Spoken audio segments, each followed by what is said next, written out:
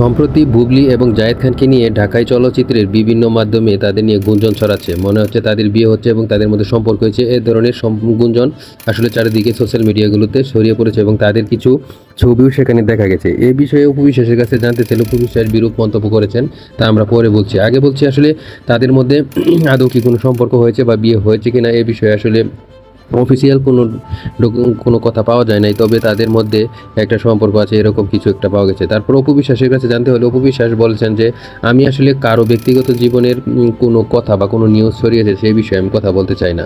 আসলে এগুলো সত্য কি মিথ্যা এগুলো যাদের সম্পর্কে ছড়িয়েছে তাদের কাছ থেকে জানা উচিত। আমি আসলে কোনো চিত্রজগতের চলচ্চিত্রের যারা অভিনয় করে তাদের ব্যক্তিগত জীবন নিয়ে কথা বলতে চাই না। আপনারা সরাসরি তাদের কাছেই জিজ্ঞেস করুন যাদের সম্পর্কে আপনারা শুনেছেন। আমি এবং আব্রাম আমার ছেলেকে নিয়ে ব্যস্ত আছি এবং আমি ব্যক্তিগত কাজ আছে এগুলো নিয়ে ব্যস্ত আছি। এখন তারা কারদের কি হয়েছে সেই বিষয়ে আমাকে প্রশ্ন করবেন না, এই বলে তিনি তার কথা শেষ করেছিলেন।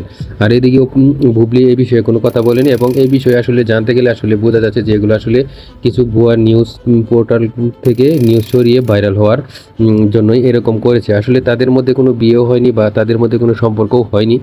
এই ধরনের বিষয় নিয়ে স্পষ্ট ধারণা পাওয়া গেছে। আপনাদের মতামত অবশ্যই জানিয়ে যাবেন।